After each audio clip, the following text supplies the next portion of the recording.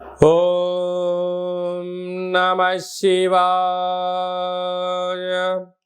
ఓం నమో నారాయణాయ.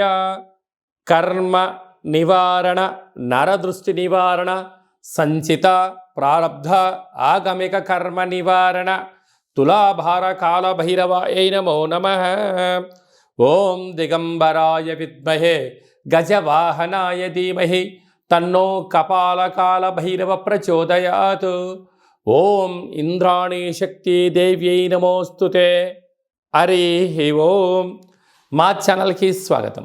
చూస్తున్న వీక్షకులకు, ప్రేక్షకులకు, ప్రియ కాళ భైరవ భగవద్బంధులకి స్వాగతం పలుకుతూ, మమ్మల్ని ఎంతగానో ఆదరిస్తూ ఉండబడినటువంటి ప్రియ సోదర సోదరీమణులకు అందరిపైనను, సనాతన ధర్మ సంరక్షకులకు, జ్యోతిష్య అభిమానులకు అందరికీ కూడా స్వాగతం పలుకుతూ, ఆదివారం అమావాస్య పుష్యమి నక్షత్ర సందర్భంగా అందరికీ నిండు నూరేళ్ల ఆయురారోగ్యాలను ప్రసాదించాలని శ్రీ కాళీ సమేత కాళభైరవ స్వామిని వేడుకుందాం. అందులో ఈసారి ఆదివారం అమావాస్య పుష్యమి నక్షత్ర సందర్భంగా రవి పుష్యార్క యోగం అందరికీ కలగాలని, అందరికీ మనతో రాబోయేటువంటి భవిష్యత్తులో ఉండబడినటువంటి 7 తరాల వారికి అద్భుత ధన రాజకీయ యోగ సకల ఐశ్వర్యం ఆనందాన్ని ఆ బుధాదిత్య రాజయోగ కారణము, రవిపుషార్క యోగ కారణము, ఆదివారం అమావాస్య కారణం చేత అందరికీ ప్రసాదించాలని కోరుకుందాం. 1/8/2024 నుండి 15/8/2024 వరకు పుట్టినటువంటి వారందరికీ కూడా ముందస్తుగా జన్మదిన శుభాకాంక్షలు. గతంలో వివాహం చేసుకున్న వారికి వివాహ వార్షికోత్సవ శుభాకాంక్షలు. ద్వాదశ రాశుల్లో గ్రహ గమనాన్ని ఒకసారి వీక్షింపచేద్దాం. వృషభ రాశిలో కుజుడు మరియు దేవగురు బృహస్పతి సంచార స్థితి, కర్కాటక రాశిలో రవి సంచార స్థితి, సింహరాశిలో బుధ శుక్ర సంచార స్థితి, కన్యరాశిలో కేతు భగవానుడు సంచార స్థితి, కుంభరాశిలో శని భగవానుడు వక్రగమన సంచార స్థితి, మీనరాశిలో రాహు సంచార స్థితితో ద్వాదశ రాశుల్లో గ్రహ గమనాలు ఈ విధంగా ఉన్నాయి. తులారాశి వారు ఆదివారం అమావాస్య పుష్యమి నక్షత్ర సందర్భంగా కాళ అమావాస్య కాళాష్టమి రోజున ఒకవైపు అష్టమంలో కుజుడు గురు సంచార స్థితి దోషంగా సంచారం చేయనప్పుడు ఎలాంటి విధులను పాటించాలో ఈ వీడియోలో సవివరంగా సంపూర్ణంగా తెలుసుకుందాం. తులారాశిలో ఏ నక్షత్రాలు వస్తాయి అనగా చిత్తా నక్షత్రంలోని 3వ పాదం, 4వ పాదం, స్వాతి నక్షత్రంలోని 4 పాదాలు, విశాఖ నక్షత్రంలోని 1, 2, 3 పాదములు కలిపితే తులారాశి అవ్వడం జరుగుతూ ఉంటుంది. చాలామందికి పుట్టినటువంటి కాల సమయంలో డేటా ఆఫ్ బర్త్లు లేనటువంటి కారణం వలన పేరు యొక్క మొదటి అక్షరాన్ని అనుసరిస్తూ రాశిని తెలుసుకునే ప్రయత్నం చేద్దాం. రా, రి, శ్రీ, రు, రే, రో, తా, తి, తు, తే, తో అక్షరాల వారందరూ కూడా తులారాశి జాతకులు. తులారాశి యొక్క అధిపతి శుక్ర భగవానుడు. వీరు పంచమ స్థానంలో శని సంచార స్థితి ఉండడం, వక్రగమనంలో శని భగవానుడు ఉండడం వలన వాహన ప్రమాదాలు స్వల్పంగా పొంచి ఉన్నాయి.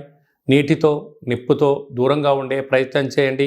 6వ స్థానంలో రాహు సంచార స్థితి ఉండడం వలన రుణ సమస్య, రోగ సమస్య పొంచి ఉన్నాయి. దయచేసి అప్పులు ఇవ్వద్దు, అప్పులు తెచ్చుకోవద్దు. అష్టమ స్థానంలో కుజ భగవానుడు సంచారం చేయడం వలన కుజదోష ప్రభావం కారణం వలన మీ జన్మ నక్షత్రం రోజున అమావాస్య అష్టమి తిథి ఎందున దూర ప్రయాణాలు, జల ప్రయాణాలు, దూరంగా ఉండడం, క్రయ విక్రయాలు, లావాదేవీలు, ఓర్పు, సహనం చాలా అవసరం అని చెప్పి మీరు గుర్తు పెట్టుకోగలగాలి. అదే కాకుండా కూడా రాజ్యస్థానంలో రాహు సంచార స్థితి, లాభంలో బుధ శుక్ర సంచార స్థితి, వ్యయంలో కేతు భగవానుడు ఉండడం వల్ల చిన్న చిన్న విషయాలకు ఆందోళన, సున్నితమైన స్వభావం కలిగి ఉండబడిన ఎవరైనా ఏదైనా అన్నట్లయితే దానినే మీరు మనసులో పెట్టుకొని పదే పదే అనుకోకుండా కాలాన్ని నెట్టుకుపోయే ప్రయత్నం చేయగలగాలి.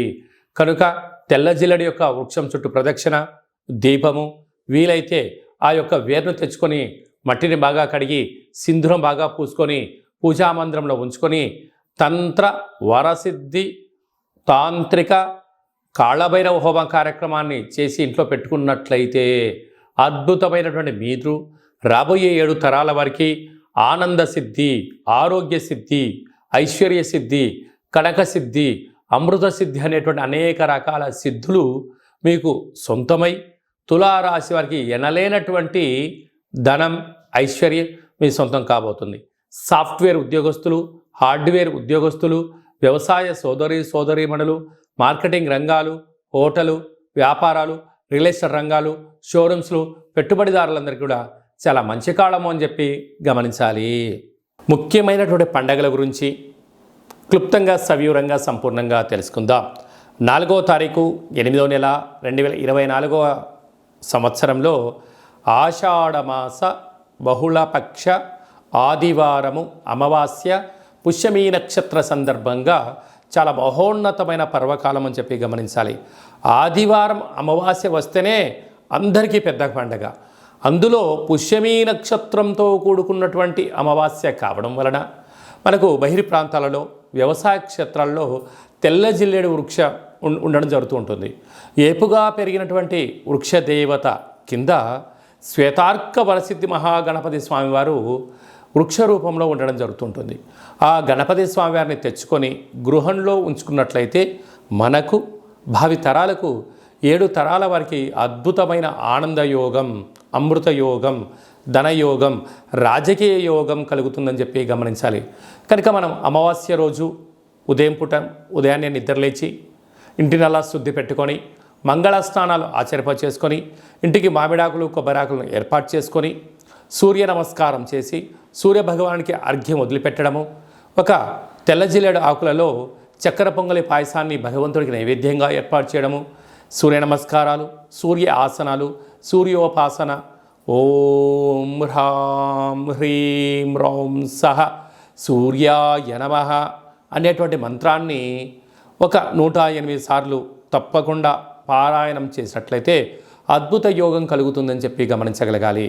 అలాగనే మధ్యాహ్నం పూట గతించినటువంటి పెద్దవారి పేరు పైన నువ్వులు, దర్భలు, నీళ్ళను వదిలిపెట్టడం, పక్షిరాజవారైనటువంటి కాకిరాజు వారికి ఆహారాన్ని ఏర్పాటు చేయడం, గతించిన వారి పేరు పైన సునకపు మహారాజులకు ఆహారం ఏర్పాటు చేయడం, దేవాలయంలో బ్రాహ్మణుడికి స్వయంపాక దానాన్ని ఏర్పాటు చేయడం వలన గతించినటువంటి వారి యొక్క పితృదేవతల యొక్క ఆశీస్సులు ఉంటాయని చెప్పి గమనించాలి. సాయం సంధ్య కాగానే సాయంత్రం 4:30 నుండి 6 గంటల వరకు రాహుకాల సమయం ఉంటుంది కనుక ఇంట్లో ఒక అష్టదళ పద్మాన్ని వేసుకొని నిమ్మకాయలతో దీపాన్ని వెలిగించడము, విష్ణు సహస్రనామ పారాయణం కానీ లలిత సహస్రనామ పారాయణం చేయడం వలన ఇంటిలో రాహుకాలంలో చేసే పూజ ఫలిత ప్రభావం వలన నరదృష్టి, శత్రు ప్రభావాలు తొలగిపోతాయి. చీకటి పడ్డాక లేకుంటే ఉదయం కానీ ఇంటికి ఒక ఎర్రటి గుమ్మడికాయను దిష్టి తీసి పలగొట్టడం, దారం కలిగిన నిమ్మకాయని కట్ చేసి గడపకు ఇటువైపు అటువైపు పెట్టడం, కార్లను, ఫ్యాక్టరీలను, కర్మాగారాలను శుద్ధి పెట్టుకొని సాంబ్రాణితో ధూపం వేయడం వలన ప్రశాంతత కలుగుతుందని జరుగుతుంది. మిగతా రోజుల్లో 1000 జపం చేస్తే ఎంతటి ఫలితం వస్తుందో ఆ రోజు ఒక్క నామాన్ని స్మరించిన కాళభైరవ అన్న, కాళికామాత అన్న, వెంకటేశ్వర అన్న, ఓం నమశివాయ అన్న అద్భుతమైన ఫలితం కలుగుతుంది అని చెప్పి గమనించాలి. ఆ రోజు చేసే పూజ, ఆ రోజు చేసే దీక్ష, ఆ రోజు ఉండబడిన మౌనము మనకెంతో ఐశ్వర్యాన్ని, ఆనందాన్ని మనకు కలిగిస్తుందని చెప్పి గమనించగలగాలి. అదే కాకుండా ఆ యొక్క అమావాస్యను కాళ అమావాస్య అంటారు. అంటే కాళిదాసు లాంటి వాళ్ళు, బట్టి విక్రమార్కుడు లాంటి వాళ్ళు, శివాజీ చక్రవర్తులు లాంటి వారందరూ కూడా ఇలాంటి రోజులలోనే సాధన చేసి కాళ స్వరూపమైనటువంటి కాళికామాతను, కాళభైరవ స్వామిని ప్రసన్నం చేసుకున్నారని చెప్పి గమనించాలి. అలాగనే మనకు 12వ తారీఖున 13వ తారీఖున శ్రావణమాస శుద్ధాష్టమి సందర్భంగా, కాళ అష్టమి సందర్భంగా కాళభైరవ స్వామి స్మరణ, ధ్యానము యోగదాయకం అని చెప్పి గమనించాలి. మన యొక్క దేవాలయంలో 4 శనివారాలు, 4 మంగళవారాలు, శుద్ధాష్టమి, పూర్ణిమ, బహుళాష్టమి, అమావాస్య సందర్భంగా నిత్యము కాళభైరవ హోమం జరుగుతూ ఉంటుంది. కనుక దేవాలయంలో అర్చన, అభిషేకాదులు, కాళభైరవ స్వామి యొక్క ముడుపు, కాళభైరవ స్వామి వారి యొక్క కూష్మాండ దీపము పెట్టడం జరుగుతుంటుంది. హోమంలో పాల్గొనడం వలన సకల అష్ట కష్టాలు తొలగిపోతాయి. కాలము అనగానే కాళభైరుడి యొక్క చేతిలో ఉంటుంది. అందుకే కాళాష్టమి, కాళ అమావాస్య రోజున భైరవ స్వామి యొక్క స్మరణ, ధ్యానము, పూజ ఐశ్వర్యాన్ని, ఆనందాన్ని కట్టబెడుతుందని చెప్పి గమనించాలి. గృహంలో ఉండబడిన నరదృష్టి తొలగిపోతుంది. వ్యాపారాల్లో ఉండబడినటువంటి ఆటంకాలు తొలగిపోతాయి. విపరీతమైనటువంటి జనాకర్షణ, ధనాకర్షణ కలుగుతుందని చెప్పి గమనించాలి. ఆసక్తి కలిగితే ఇంట్లో చేసుకోండి. కుదరలేని పక్షంలో ఈ కింద నెంబర్ సంప్రదించినట్లయితే, మీ గోత్రనామంలో పంపించినట్లయితే వీడియో కాల్ ద్వారా చూపించి మీ పేరు పైన ఒక సౌభాగ్య ముడుపు, కూష్మాండ దీపము, హోమాన్ని చేయించి వాట్సాప్ కాల్ ద్వారా ప్రత్యక్ష ప్రసారాన్ని కూడా చేయించడం జరుగుతుందని చెప్పి గమనించాలి. ఇంకనూ మనము ఈ ఆషాఢమాస ఆదివారం అమావాస్య రోజున, శ్రావణమాస శుద్ధాష్టమి, కాళాష్టమి సందర్భంగా ఇంకనూ విజయం సాధించగలగాలి అన్నట్లయితే ఈ యొక్క పాత్ర కంచు పాత్ర అంటారు. అంటే కంచు మోగినట్టు కనకమ్ము మోగదు గదరా సుమతి అని చెప్పి మనకు సుమతి శతకంలో చెప్పడం జరుగుతుంటుంది. రాసులు 12 ఎలా ఉంటాయో 12ని అచ్చు వేయడం జరుగుతుంటుంది. పూజ చేసిన తదనంతరము ఈ యొక్క పాత్రను ఇలా ఎడమ చేతో పట్టుకొని కుడి చేతో ఈ కరసాహం తీసుకొని ఇలా చిన్నగా శబ్దం చేసినట్లయితే ఓంకార శబ్దం రావడం జరుగుతుంటుంది.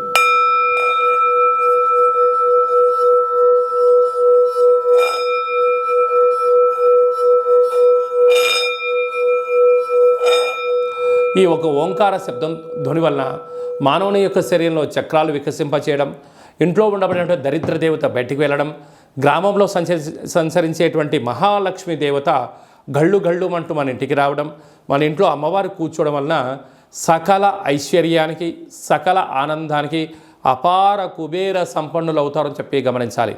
ఈ యొక్క కాళభైరవ స్వామి అక్షయ పాత్ర మరియు మీకు ఒక కాళభైరవ స్వామి ఒక పిరమిడు, డాలరు, కంకణము, కాళభైరవ హోమం చేయించడం జరుగుతుంది. మీకు వాట్సాప్ కాల్ ద్వారా ప్రత్యక్ష ప్రసారాన్ని కూడా చూపించడం జరుగుతుంది. ఆసక్తి గలవారు ఈ కింద నెంబర్ సంప్రదించి ఆ అక్షయ పాత్రను ఇంట్లో ఉంచుకోవడం వలన అద్భుతమైన ఆనందం, ఆరోగ్యం మీ సొంతమవుతుందని చెప్పి గమనించాలి. అలాగనే మీ వ్యక్తిగత జాతకం తెలుసుకోవాలనుకుంటున్నారా? మీ పుట్టినటువంటి కాల సమయంలో మీకు తల్లిదండ్రులు పెట్టినటువంటి పేరు, డేటు, నెల, సంవత్సరం, సమయం వ్రాసి పంపించినట్లయితే 100 సంవత్సరాల జాతకాన్ని వ్రాసి సవివరంగా పంపించడం జరుగుతుంది. మీరు పుట్టినప్పుడు గ్రహ గమనాలు ఎలా ఉన్నాయి, ప్రస్తుతం ఎలా ఉంటున్నాయి, రాబోయే కాలంలో ఎలా ఉండబోతున్నాయో సవివరంగా సంపూర్ణంగా తెలియజేయడం జరుగుతుంటుంది.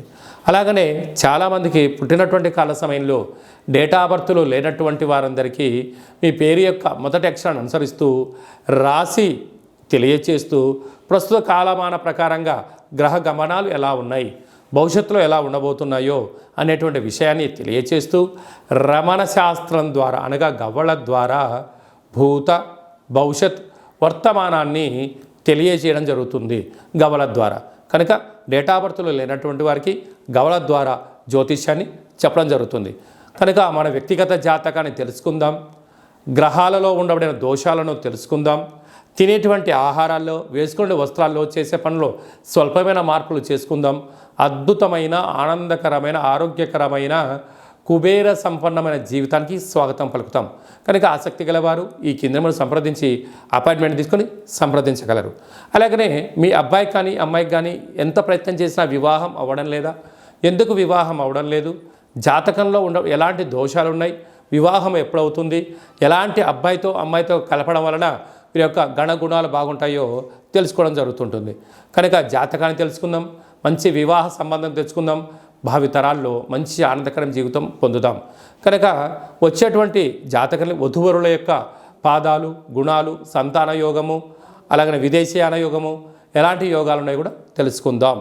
అలాగే మీ అబ్బాయికి కానీ అమ్మాయికి కానీ చిన్నపిల్లలు పుట్టినట్లయితే ఏ మాసంలో పుట్టితే ఎలాంటి పేర్లు పెట్టుకోవాలి, నక్షత్రంలో ఉన్న విశిష్టత ఎంతో కూడా తెలియజేయడం జరుగుతుంటుంది. ఈ యొక్క మాసంలో పుట్టినట్టు రోజు వారందరికీ కూడా, అలాగే వివాహ వార్షికోత్సవం చేసుకుంటున్న వారందరికీ కూడా మన యొక్క దేవాలయంలో ప్రత్యేకంగా కాళభైరవ హోమం చేయించడం జరుగుతుంటుంది. అలాగనే ప్రసాదం కూడా పంపించడం జరుగుతుంది. మనమందరము కూడా కలియుగ కాలంలో కాళభైరవ స్వామికి స్మరణ చేద్దాం, కష్టాలకు స్వస్తి పలుకుదాం, ఐశ్వర్యానికి స్వాగతం పలుకుతాం. అందరికీ ఆదివారం అమావాస్య పుష్యమీ నక్షత్ర సందర్భంగా ఆశీస్సులు కోరుకుంటూ ఆశీర్వచనం. ఓం కాళకాలాయ విద్మహే కాళాతీతాయ ధీమహి తన్నో కాళభైరవ ప్రచోదయాత్. శతమానం భవతి శతాయు పురుష సతేంద్రియ ఆయుష్యేవేంద్రియే ప్రతిష్టతి ధనం ధాన్యం బహుపుత్రలాభం శత సంవత్సరం దీర్ఘమాయు సర్వే జనా సుఖినో భవంతు లోకా సమస్తా సుఖినో భవంతు సర్వం కాళభైరవ దేవతార్పణమస్తు. ఈ వీడియో మీకు నచ్చినట్టయితే లైక్ చేయండి, షేర్ చేయండి, మా ఛానల్ని సబ్స్క్రైబ్ చేసుకోండి. అందరికన్నా ముందుగా మీ యొక్క వ్యక్తిగత జాతకం తెలుసుకోవాలనుకుంటున్నారా? అందరికన్నా అదృష్టాన్ని ఐశ్వర్యాన్ని తెచ్చేటువంటి విషయాలు తెలుసుకోవాలనుకుంటున్నారా అన్నట్లయితే గంట సింబల్ ప్రెస్ చేయండి, ఆల్ అనే బటన్ తెలియచేసి మీరు ఎవరి క్షేమాన్ని కోరుకుంటున్నారో, మీ క్షేమాన్ని ఎవరైతే కోరుకుంటున్నారో ఈ ఆధ్యాత్మికమైన సమాచారాన్ని చెరవేసి భగవంతుడి యొక్క ఆశీస్సులు పొందగలరు.